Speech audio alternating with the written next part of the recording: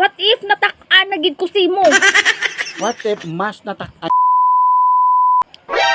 What if wala na kuya luyag simo kay nalawayan na ko simo? What if manulayagan naman ko nga iban? What if ihatag ta na lang kaabi sa iya? What if kung ako na lang makadto sa iya, be? What if hindi ta naging kaya palangga kay natak-an naging kuya simo? What if be may mas palangga ko kumpara sa imo? What if lahog-lahog lang ako tapos gitutuod mo? What if kung ginitutuod ko na wala ka pa kabalo?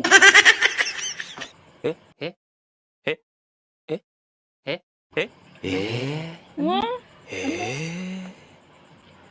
What if natak-an na gid ko simo? What if mas natak-an ko bisa imo maano ka? Hmm?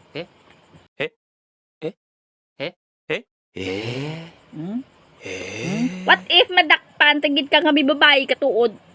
What if ginatago ko para hindi mo makita? What if laway-laway to siya gali iya gwapa kuya? What if mas gwapa to sa imo? Kung gwapa ko gali ka na. Kuy.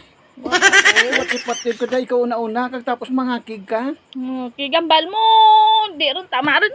Di ron tama. Anak ka ng po. Ay, so sa muna.